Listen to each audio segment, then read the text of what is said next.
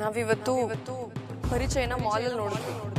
ಅಲ್ಲಿ ಪರಿಚಯ ಒಬ್ಬರೇ ಇರಲಿಲ್ಲ, ಅವ್ರ ಜೊತೆ ಒಂದು ಹುಡುಗಿನೂ ಇದ್ಲು.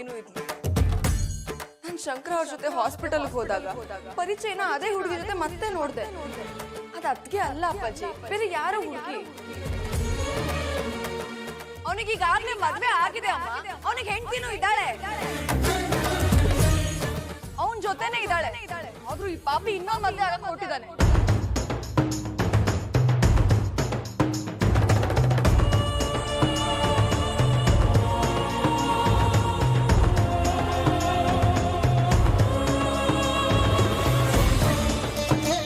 ಅರ್ಚಕ್ರೆ, ನಮ್ಮ ಮನೆಯವರ ಹೆಸರಲ್ಲಿ ಒಂದು ಅರ್ಚನೆ ಮಾಡಿಸ್ಬೇಕು.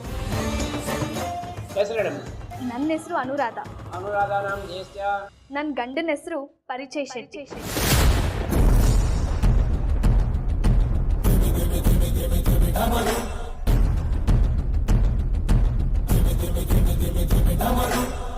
ನಿಮ್ಮ ನೋವಲ್ಲಿ ನಲಿವಲ್ಲಿ ನನಗೂ ಶೇರ್ ಇದೆ ಗಿರೀಶ್ ಅವರೇ.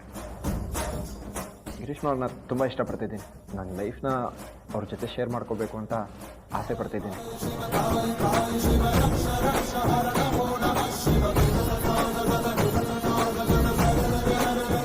ಈ ಫೋಟೋದಲ್ಲಿರೋ ಹುಡುಗಿ ಇದೇ ಅನು. ಇವ್ರ ಕೇಸ್ನ ನಾನೇ ಹ್ಯಾಂಡಲ್ ಮಾಡ್ತಿರೋದು. ಇವ್ರ ಫ್ಯಾಮಿಲಿ ತುಂಬ ಪ್ರಾಬ್ಲಮಲ್ಲಿತ್ತು. ಕೇಸ್ ಟೈಮಲ್ಲಿ ತುಂಬ ಟೆನ್ಷನಲ್ಲಿದ್ದರು.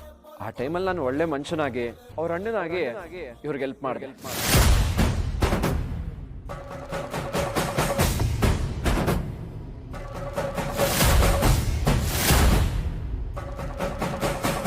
ಇವತ್ತಿಗೆ ನನಗೆ 3 ತಿಂಗಳು. ಹಾಗೆ ನಮ್ಮ ಹುಟ್ಟೋ ಮಗುಗೂ ಒಳ್ಳೇದಾಗಲಿ ಅಂತ ಅರ್ಚನೆ ಮಾಡಿಕೊಡಿ.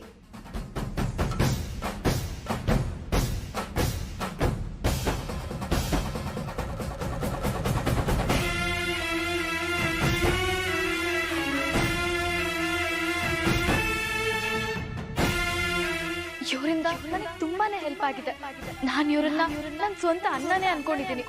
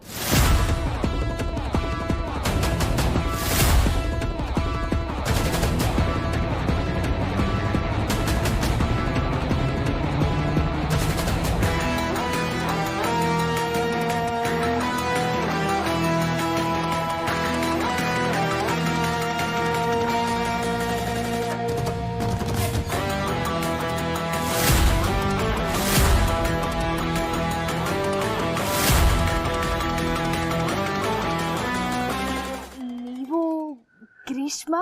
ಹಾ, ನಾನೇ. ಗುರ್ಸಿಕ್ತಾನು? ಅವತ್ತಿದ್ದ ಹಳೆ ಗ್ರೀಷ್ಮನು ಇವತ್ತಿರೋ ಗ್ರೀಷ್ಮನು ಇಬ್ರು ಒಂದೇ ಅಂತ ನಿಮ್ಗಾದ್ರೂ ಅನ್ನಿಸ್ತಲ್ಲ?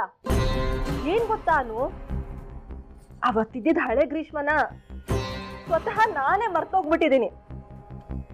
ಅಷ್ಟ್ರ ಮಟ್ಟಿಗೆ ಹಳೆ ಗ್ರೀಷ್ಮ ಕಳೆದೋಗಿದ್ದಾಳೆ. ನೀವೆಲ್ಲ ಸೇರ್ಕೊಂಡು ಅವಳನ್ನ ಕಳ್ಳಿ ಹಾಕಿದ್ದೀರಾ. ಅಲ್ಲ ಅನು, ನನ್ನನ್ನ ಎಲ್ಲೂ ಸಲ್ದೇ ಇರೋ ಹಾಗೆ ನನ್ನ ಜೀವನನ ಹಾಳು ಮಾಡಿ ಇವಾಗ ನಿನ್ಗೆ, ನಿನ್ ಗಂಡನ್ಗೆ, ನಿನ್ ಮಗುಗೆ ಒಳ್ಳೇದಾಗ್ಲಿ ಅಂತ ದೇವ್ರ ಹತ್ರ ಕೇಳ್ತಿದ್ಯಲ್ಲ, ಏನ್ ಹೇಳಿ ನಿನ್ಗೆ? ಗ್ರೀಷ್ಮ ನೋಡು, ಈ ಮಾತೆಲ್ಲ ಬೇಡ. ನನಗ್ ಬೇಕು, ನಾನ್ ಮಾತಾಡ್ಬೇಕು ಅನು. ಇಷ್ಟು ದಿನದಿಂದ ನಾನು ಯಾರ ಜೊತೆನೂ ಮನಸ್ ಬಿಚ್ಚಿ ಮಾತಾಡಿಲ್ಲ ಗೊತ್ತಾ? ಅದೇ ನಿನ್ ಸೋಕಾಳ್ ಗಂಡ ನನ್ನ ಮದ್ವೆ ಮಂಟಪದಿಂದ ಅಲ್ಲೇ ಬಿಟ್ಟೋದ ನೋಡು. ಅವತ್ತಿಂದ ಇವತ್ ನನ್ನ ತಡಿಬೇಡ ಅನು. ಇವತ್ ನಾನ್ ಮಾತಾಡ್ತೀನಿ, ನೀನು ಮಾತಾಡ್ತೀಯ. ನೀನು ಮಾತಾಡ್ಲೇಬೇಕು. ಯಾಕೆ ಹೀಗ್ ಮಾಡ್ದೆ? ನಾನೇನ್ ಮಾಡ್ದೆ? ಒಬ್ಳು ಹೆಣ್ಣಾಗಿ ಇನ್ನೊಬ್ಳು ಹೆಣ್ಣಿನ ಜೀವನನ ಹಾಳು ಮಾಡಿ ಈ ತರ ಕೇಳ್ತಿದ್ಯಲ್ಲ, ನಾಚಿಕೆ ಆಗಲ್ವೇನೆ ನಿನ್ಗೆ? ನಿನ್ ಗಂಡನ್ಗೆ ಎಲ್ರೂ ಎದುರುಗಡೆ ರಾಖಿ ಕಟ್ಟಿದ್ಯಲ್ಲ, ನಿನಗ್ ಮನಸ್ಸಾಕ್ಷಿ ಅನ್ನೋದೇ ಇಲ್ವಾ? ಈಗ್ಲಾದ್ರೂ ನಿಜ ಹೇಳುವನು, ಯಾಕೆ ಹೀಗ್ ಮಾಡ್ದೆ? ನಾನ್ ನಿಮ್ಗೆಲ್ಲ ಏನ್ ಅನ್ಯಾಯ ಮಾಡಿದ್ದೆ ಅಂತ ನನ್ನ ಜೀವನದಲ್ಲಿ ಈ ತರ ಆಟ ಆಡಿದ್ರಿ? ಹೇಳೇ ಅದು ಬಾಯ್ ಬಿಟ್ಟು ಮಾತಾಡೆ. ಹೌದು, ಆಟ ಆಡ್ದೆ. ಏನಿವಾಗ? ನನ್ ಗಂಡನ್ ಮರ್ಯಾದೆ, ಅವ್ರ ಗೌರವ ಉಳಿಸೋದಕ್ಕೋಸ್ಕರ ಅವ್ರ ಹೆಂಡತಿಯಾಗಿ ಜಸ್ಟ್ ಹೆಲ್ಪ್ ಮಾಡ್ದೆ. ಅದ್ರಿಂದ ನಿನ್ ಜೀವನ ಹಾಳಾಯ್ತು ಅಂದ್ರೆ?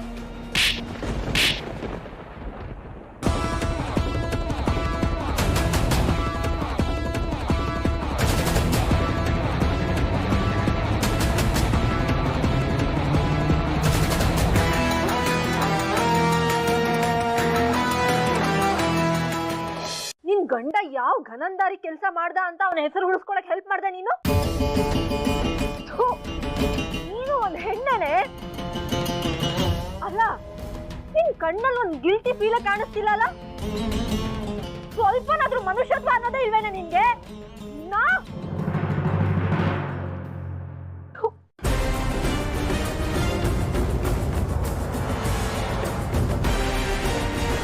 ನಿನ್ನಿಂದಾಗಿ ನನ್ನಪ್ಪ, ಅಮ್ಮ, ಅಣ್ಣ, ನನ್ನ ಅಕ್ಕ ಎಲ್ರೂ ಎದುರಾಕೊಂಡೆ. ಹಠಕ್ ಬಿದ್ದು ಯಾರನ್ನೋ ಮದ್ವೆ ಆಗಿ ಅವ್ರೆಲ್ರಿಂದನೂ ದೂರ ಆದೆ. ಇವತ್ತು ಅಳಕ್ಕೂ ಆಗ್ದೆ, ಅನುಭವಿಸಕ್ಕೂ ಆಗ್ದೆ. ಕ್ಷಣ ಕ್ಷಣಕ್ಕೂ ಸತ್ತು ಬದುಕ್ತಾ ಇದ್ದೀನಿ. ಆದ್ರೆ ನನ್ನ ಈ ಪರಿಸ್ಥಿತಿಗೆ ತಂದು ಪೂಜೆ ಅಭಿಷೇಕ ಅಂತ ಎಲ್ಲ ಮಾಡಿಸ್ತಾ ಇದ್ದೀರಲ್ಲ, ನಿಜವಾಗ್ಲೂ ನಿನ್ಗೆ, ನಿನ್ ಗಂಡನ್ಗೆ, ನಿನ್ ಮಗುಗೆ ಆ ದೇವ್ರು ಒಳ್ಳೇದ್ ಮಾಡ್ತಾನ?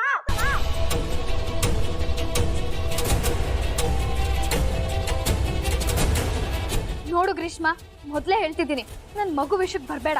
ಬರಲ್ಲ. ನಿನ್ ಮಗು ವಿಷಯಕ್ಕೆ ನಾನು ಬರಲ್ಲ.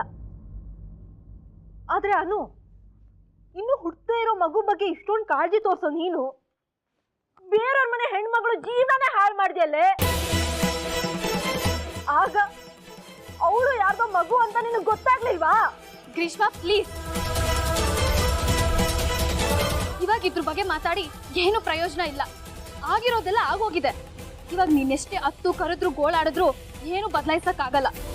ಎಲ್ರೂ ಹೋರಾಟ ಮಾಡೋದೇ ಬದುಕೋಕೋಸ್ಕರ. ಇದು ನಾನ್ ಬದುಕೋಕೋಸ್ಕರ ಮಾಡಿದ್ದು.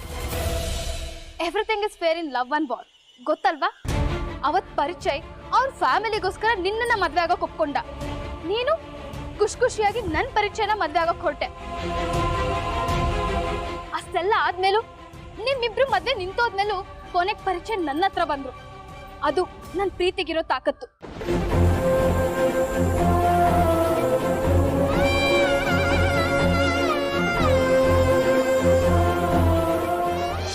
ಅವತ್ ನಾನು ಅವ್ರಿಗೆ ಎಲ್ರ ಮುಂದೆ ಸಾಥ್ ಕೊಟ್ಟಿದ್ಕೇನೆ ಇವತ್ ನನ್ ಪ್ರೀತಿ ಗೆದ್ದಿರೋದು.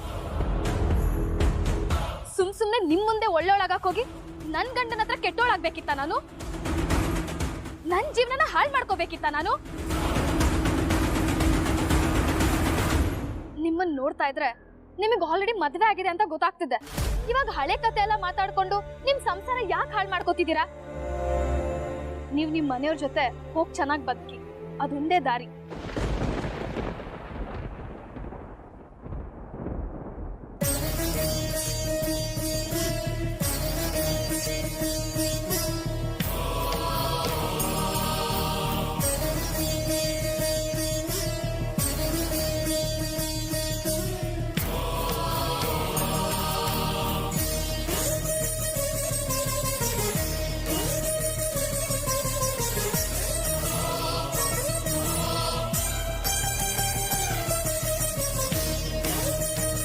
ನೀವ್ ನಿಮ್ ಮನೆಯವ್ರ ಜೊತೆ ಹೋಗ್ ಚೆನ್ನಾಗಿ ಬದುಕಿ, ಅದೊಂದೇ ದಾರಿ.